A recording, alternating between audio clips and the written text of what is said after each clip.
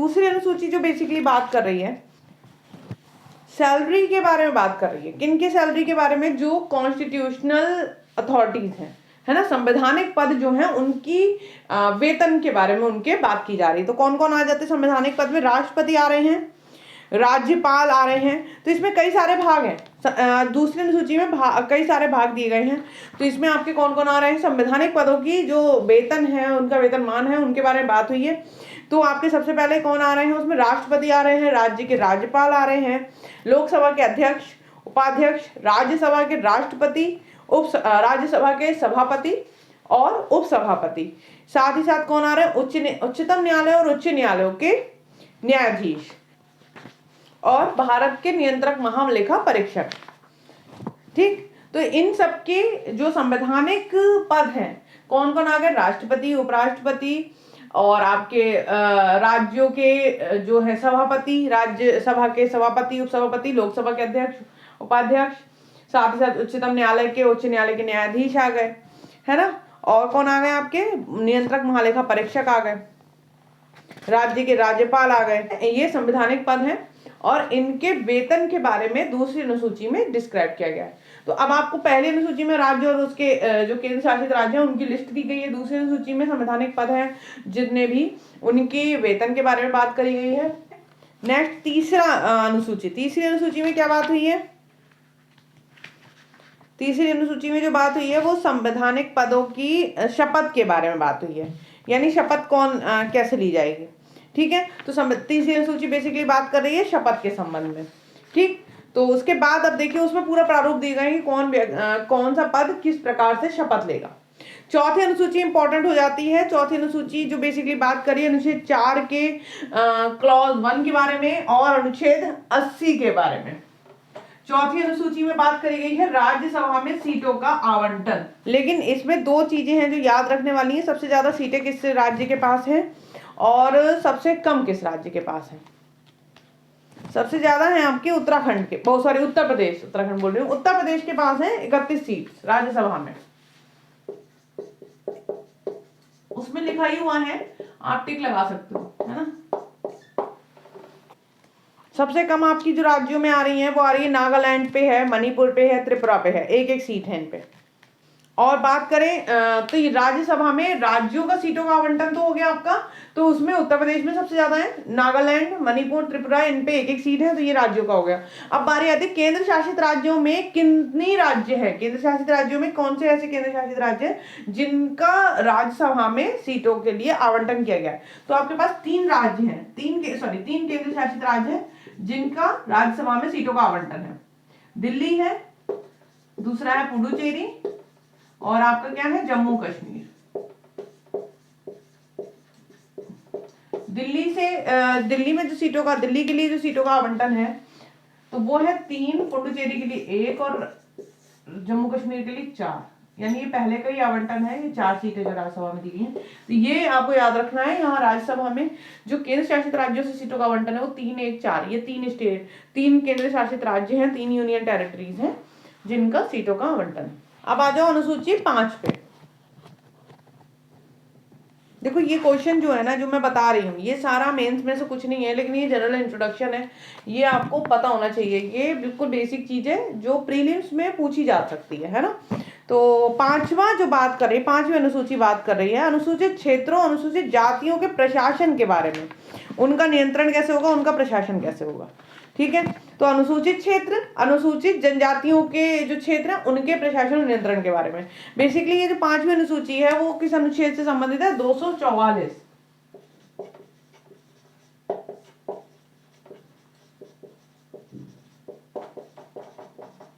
Sub clause 1 से। इसमें केवल इसका हेडिंग है जो याद रखना है। नेक्स्ट है 6ठी अनुसूची, जिसका क्वेश्चन आपका भी प्रीलिम्स में आया था उत्तराखंड में भी। ठीक है, क्या बोल रहे हैं? 6ठी अनुसूची में भी कुछ स्पेसिफिक क्षेत्र दिए गए हैं, लेकिन कौन से क्षेत्र दिए गए हैं उसमें क्या है, उन राज्यों के जनजाति क्षेत्रों के बारे में बात करी गई है 6ठी अनुसूची में, कुछ स्पेसिफिक। ठीक है, तो वो चीज आपको याद रखनी है कि कौन से वो राज्य है। वो नॉर्थ ईस्टर्न जो स्टेट है हमारे, ठीक है ना, उनके बारे में बात हो रही है। तो वो कौन से राज्यों की बात हो रही है इसमें? उसमें आ रहे हैं आपके असम, मेघालय, त्रिपुरा, मिजोरम।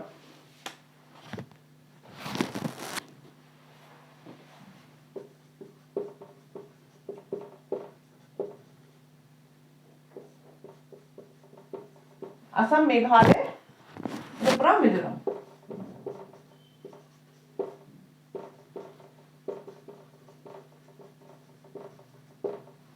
ठीक है, ये 4 स्टेट हैं जिनके जनजाति क्षेत्रों के बारे में अनुसूची 6 में बात करेगी, छठी अनुसूची में। स्टेट्स के ये जो नाम है ये याद रखने हैं।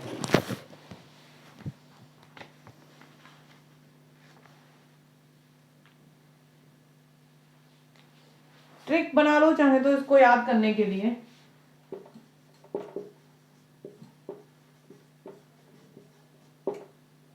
अमी मैत्री है ना, ये छठी अनुसूची में आ रहा है, क्योंकि ये क्वेश्चन पूछा जाता है, पूछा क्या जाता है कि कौन से राज्य के जनजाति क्षेत्रों की बात हुई है। तो कभी कभी यहाँ पे मेघालय, मिजोरम और मणिपुर भी दे देते हैं, क्योंकि नॉर्थ ईस्ट में आता है आपका मणिपुर भी, है ना। तो ये कुछ कंफ्यूजन के लिए हो जाता है, तो इसमें आपको याद रखना है अमी मैत्री। ठीक है, ये है क्वेश्चन, ये पूछा गया है। और मोस्ट प्रोबेबली जब ये 1-2 स्टेट में और भी पूछा जा सकता है, क्योंकि इस बार ये पूछा जा चुका है उत्तराखंड में। कौन से अनुच्छेद के रिगार्डिंग बात हुई है? 244, अनुच्छेद 244 के क्लॉज 2 के बारे में और 275 के क्लॉज 1 के बारे में।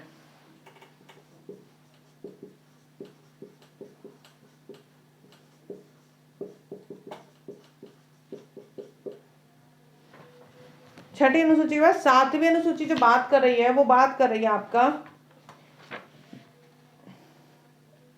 लिस्ट, सूचियों के बारे में। कौन सी सूची? जिन विषयों पर विधि बनाने की शक्ति है संविधान के अंतर्गत केंद्र के पास, राज्य के पास और केंद्र और राज्य दोनों के पास, तो उनके संबंध में बात करी गई है आपकी कहाँ? 7वीं अनुसूची में। ये भी मोस्ट इंपॉर्टेंट है, और इससे तो कई चीजें आपकी केंद्र का विषय है विधि बनाने के लिए, राज्य का विषय है या संवर्ती सूची का विषय है, ये क्वेश्चन इससे पूछे जाते हैं। तो इसमें आपको ध्यान देना होता है। बेसिकली आर्टिकल 246 के रिगार्डिंग ये 7वीं अनुसूची की बात करी गई है। इसमें 3 तरह की सूची दी गई है 7वीं अनुसूची।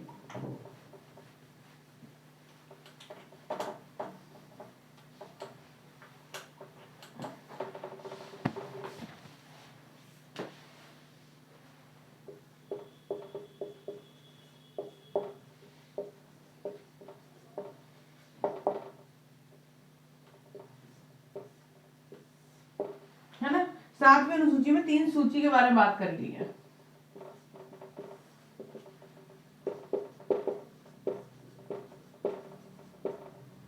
संघ सूची है, राज्य सूची है, संवर्ती सूची है। क्या है इन सूचियों में? इन सूची में बेसिकली वो विषय दिए गए हैं जिन पे विधि बनाने की शक्ति है, यानी अगर जो संघ सूची में जो विषय प्रोवाइड करे गए हैं उस पर जो विधि बनाने की पावर है ना, तो विधि बनाने की शक्ति किनके पास है? वे विषय जिन पर केंद्र को विधि बनाने की शक्ति है वो कौन सी सूची में दिए गए हैं? संघ सूची में दिए गए हैं। कौन से विषय? वो विषय जिन पर केंद्र को विधि बनाने की शक्ति है वो संघ सूची में है। वे विषय जिन पर राज्य को विधि बनाने की शक्ति है, ठीक है, वे विषय जिन पर राज्य को विधि बनाने की शक्ति है वो राज्य सूची में दिए गए हैं। और वे विषय जिन पर केंद्र भी विधि बना सकता है, राज्य भी विधि बना सकता है, वो कहाँ आ गए? आपके संवर्ती सूची में। मतलब क्या है कि राज्य भी विधि बना सकता है, केंद्र भी बना सकता है। इसका मतलब ये है कि अगर केंद्र के द्वारा कोई विषय पे, इस विषय पर विधि बना दी गई, इस पे हम चर्चा करेंगे डिटेल में जब हम आर्टिकल 246 पढ़ेंगे, तब हम लोग इसको और डिटेल में समझेंगे। तो यहाँ बेसिक हम थोड़ा सा समझ रहे हैं कि संवर्ती सूची क्या है, कि जब हम लोग केंद्र भी विषय उस विषय पर विधि बना सकता है जो संवर्ती सूची में दी गई, और राज्य के पास भी पावर है। अगर केंद्र के द्वारा कोई विधि बनी है तो राज्य में, अगर राज्य के किसी भाग में राज्य को ऐसा प्रतीत होता है कि भाई उस पर्टिकुलर जोनर पे या राज्य में उस का एप्लीकेशन थोड़ा सा ठीक नहीं है, या उसे हम अपने हिसाब से थोड़ा मॉडिफाई कर सकते हैं, तो राज्य उस संबंध में क्या कर सकते हैं? मॉडिफिकेशन कर सकते हैं। ठीक है, इसमें एग्जांपल अगर आपके हम देखें तो इसमें जो भी हमारे प्रोसीजर लॉ CRPC है, ठीक है, जो जिन विषयों पर बनी हुई है, क्रिमिनल लॉ है, आपके साक्ष्य संबंधित विधि है, या आपकी सिविल लॉ है ना, सीपीसी, तो या आपका पर्सनल लॉ है, तो पर्सनल लॉ बेसिकली जो गवर्न हो रहा है वो इसी में हो रहा है ना। तो ये सारे जो भी लॉज हैं आपके ठीक है, ये कहाँ आ रहे हैं आपके समवर्ती सूची में। अब जितने भी लोकल लॉज होते हैं, यानी कि पर्टिकुलर किसी एक पर्टिकुलर स्टेट पे जो लागू हो रहे हैं, जो लैंड लॉज हो गए, जो रेवेन्यू से रिलेटेड हो गए, वो सारे आपके कहाँ आ जाते हैं, जो भी लोकल लॉज हैं वो आपके जनरली इसमें आ जाते हैं। यहाँ आपके मार्शल लॉज हो गए, नेवी वाले लॉज हो गए, रेलवे से हो गए संबंधित, तो जो सेंट्रल के लॉज हैं, जो बेसिक मैंने आपको बिल्कुल बेसिक बता दिया कि इस तरीके से आप क्लैरिफाई कर सकते हो, क्लैरिफिकेशन सकते हो। जनरली क्या क्वेश्चन पूछे जाते हैं आपके पास, वो जो क्वेश्चन आते हैं आपके, जैसे कि सिविल लॉ कौन सी या सीपीसी कौन सी सूची का विषय है, सीआरपीसी कौन सी सूची का विषय है, साक्ष्य विधि कौन सी सूची का विषय है, तो ये सारे समवर्ती सूची के विषय हैं। ठीक है, जो तो ये क्या होता है कि बेसिकली स्टेट के पास भी पावर है और केंद्र के पास भी पावर है। पावर का मतलब कि केंद्र पूरे देश के लिए या उसके किसी भाग के लिए उन विषयों पर विधि बना सकता है जो संघ सूची में दिए गए हैं। राज्य सूची में जो विषय हैं उन संबंध में राज्य उस पूरे राज्य के लिए या उसके किसी भाग के लिए विधि बना सकता है। और समवर्ती सूची का मतलब कि केंद्र के पास भी पावर हो गई, राज्य के पास भी पावर हो गई। तो ये बेसिक हमारा है सूची, संघ सूची, राज्य सूची, समवर्ती सूची। 8वीं अनुसूची बात कर रही है भाषाओं के बारे में। ऐसी भाषाएं जिन्हें संवैधानिक दर्जा प्रदान किया गया है। तो कितनी भाषाएं टोटल, अब बिफोर अमेंडमेंट हमारे पास कितनी थी और अब कितनी है, ये दो चीजें हमें देखनी है। अब जो हमारे पास करंट स्थिति है वो है टोटल 22 भाषाएं हैं जिनको संवैधानिक दर्जा प्रदान किया जा चुका है। 8वीं अनुसूची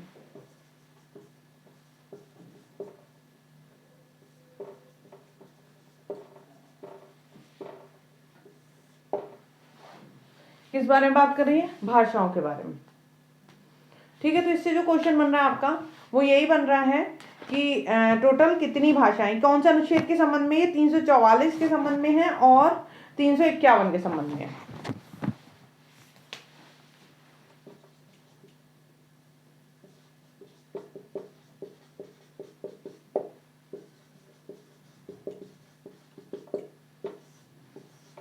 ठीक है, टोटल कितनी भाषाएं हैं, 22 भाषाएं हैं।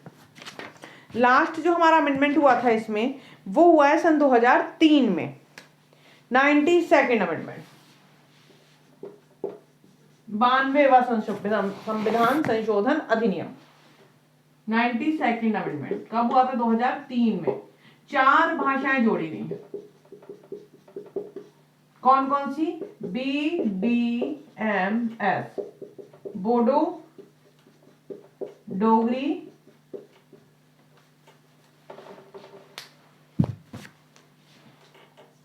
बोडो, डोगरी, मैथिली और संथाली। ठीक है, ये टोटल 4 भाषाएं हैं जो जोड़ी गई हैं आपकी कब, 2003 में। टोटल कितनी भाषाएं, 22 भाषाएं हैं। 2003 में आपकी कितनी भाषाएं जोड़ी गई, 4 भाषाएं जोड़ी गई हैं। और उसके अलावा आपका जो अमेंडमेंट हुआ है वो हुआ है 71st अमेंडमेंट। 71st अमेंडमेंट से आपकी कौन सी भाषा जोड़ी गई है, कोंकणी, एक भाषा जोड़ी गई थी 71st अमेंडमेंट से। देखो ये सारी डिटेल जो है ना आपकी, ये अगर अनुसूची आप 8 खोलोगे ना तो आपको ये सब मिल जाएगा, लेकिन मैं आपको थोड़ा सा इसलिए समझा दे रही हूँ यहाँ पे ताकि आपको ये जो स्पेसिफिक चीजें हैं वो दिमाग में रहे, आपको बार बार बेयर एक्ट को इतना डीपली नहीं पढ़ना पड़े। तो ये जो 71st अमेंडमेंट हुआ था वो आपका 1992 में हुआ था। कौन सी भाषा जोड़ी गई थी, कोंकणी, नेपाली, मणिपुरी।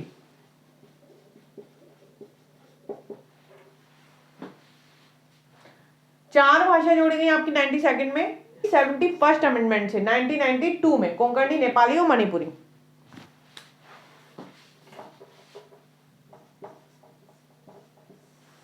एक और जोड़ी गई है भाषा, टोटल कितनी भाषा जोड़ी गई, हमारे पास 14 भाषाएं थी, 6 2 8 भाषाएं जोड़ी गई हैं हमारी बाद में, है ना। 14 भाषाएं जो थी 14 लैंग्वेज थी, 14 लैंग्वेजेस थी जो हमारा मेन अमेंडमेंट के मतलब बिफोर अमेंडमेंट हमारे पास थी। अभी कितनी है टोटल लैंग्वेजेस, 22 है। बिफोर अमेंडमेंट हमारे पास 14 थी, जो कि क्या करा गया, अब बढ़ा के कुल कितनी हो गई, 22 हो गई। तो 92 से जोड़ी गई टोटल 4 भाषाएं, 71 से जोड़ी गई आपकी 3 भाषाएं, ठीक है। और एक अमेंडमेंट और हुआ इसमें जिससे जोड़ी गई आपकी सिंधी, वो जोड़ी गई है 21st अमेंडमेंट एक्ट से, ठीक है। एक 21st अमेंडमेंट एक्ट से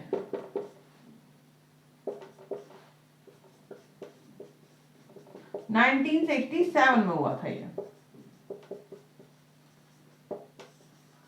9वीं अनुसूची, 9वीं अनुसूची बेसिकली उस संबंध में बात कर रही है, उसमें 9वीं अनुसूची आर्टिकल 31B के रिगार्डिंग है।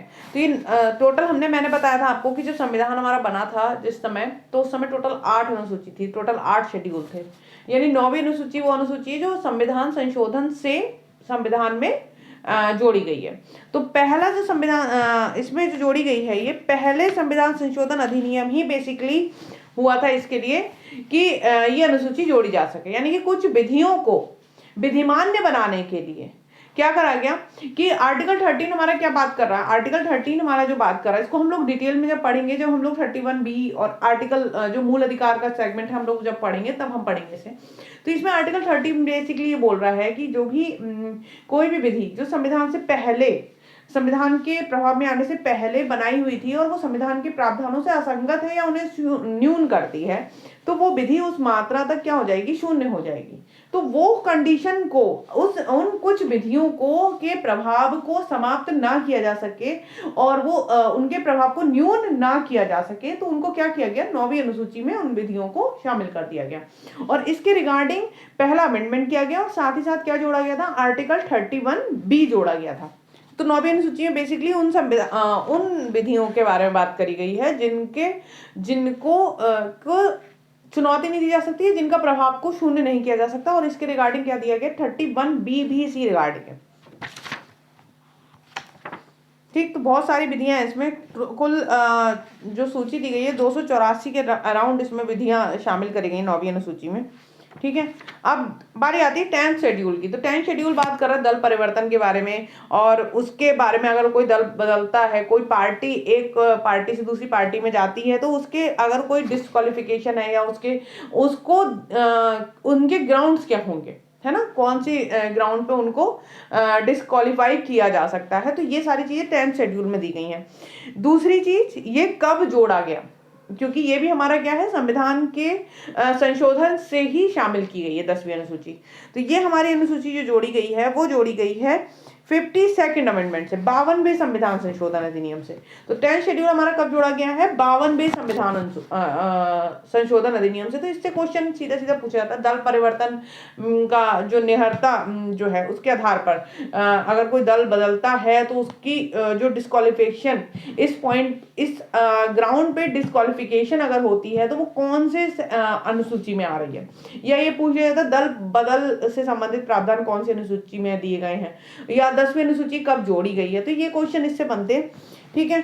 नेक्स्ट है हमारा 11वीं अनुसूची। 11वीं अनुसूची और 12वीं अनुसूची बहुत ज्यादा पूछा जाता है। 11वीं अनुसूची कब जोड़ी गई है, 73rd अमेंडमेंट से जोड़ी गई है। ग्राम पंचायत के बारे में उस संबंध में बात कर रही है, ग्राम पंचायत से रिलेटेड प्रोविजंस के बारे में बात करी जा रही है इसमें। तो कुछ पॉइंट्स दिए गए हैं इसमें उससे संबंधित। और कब जोड़ी गई है ये याद रखना है, 73rd अमेंडमेंट से जोड़ी गई है।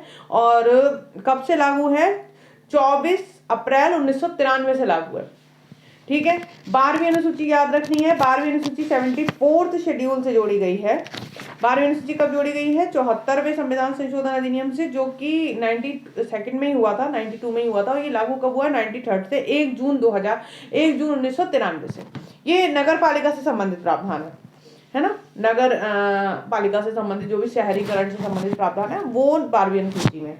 तो ये 11वीं 12वीं अनुसूची, 10वीं अनुसूची कब जोड़ी गई है, किस संबंध में है, ये सारी अनुसूचियों को आपको याद रखना है। तो जितनी मैंने जो पॉइंट बताए हैं वो सारे इंपॉर्टेंट है। बेसिक आपका मेरे ख्याल में आज जो हम लोगों को बेसिक बिल्कुल क्लियर करना था वो हमारा क्लियर हो गया है। अब हम लोग धीरे धीरे क्या करेंगे, आप संविधान की संरचना देखेंगे। संविधान की संरचना देखने से पहले हम लोग ये देखेंगे कि जो बिफोर इंडिपेंडेंस, चूंकि हमारा संविधान कब हमारा इन्फोर्समेंट में आया, आफ्टर इंडिपेंडेंस आया है, जब हमारे देश का बंटवारा हो गया, उसके बाद हमारा संविधान का जो भी था गठन हुआ, प्रारूप बनाया गया, कैसे इसका हुआ, तो कुछ बेसिक चीजें हैं कि कहाँ से इसका एवोल्यूशन हुआ है, संविधान किस तरीके से आया, कुछ पॉइंट्स हैं, इसको हम लोग कल डिस्कस करेंगे। साथ ही साथ हम लोग इसकी प्रीएम्बल पे चर्चा करेंगे। ठीक है, तो ये बिल्कुल बेसिक है। तो अब इसके बाद जब हम लोग पढ़ना शुरू करेंगे, तो जब मेन हम लोग संविधान पढ़ेंगे तो हम उसकी संरचना, उसकी प्रकृति, तो फिर मेन संविधान में हम लोग आ जाएंगे धीरे धीरे। और ये चीजें जो मैंने आपको आज अनुसूची के बारे में बता दी, इस पर डिटेल हमें ज्यादा डिस्कस नहीं करना, केवल हमें जब रिलीवेंट टॉपिक हम लोग आएंगे, जैसे अनुसूची 7 के बारे में हमें जब पढ़ना होगा तो हम अनुसूची 7 देखेंगे।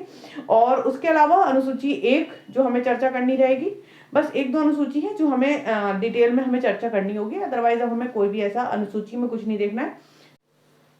तो अभी आपने जो वीडियो देखी वो हमारी इंडियन कॉन्स्टिट्यूशन की लाइव क्लास का डेमो पार्ट था।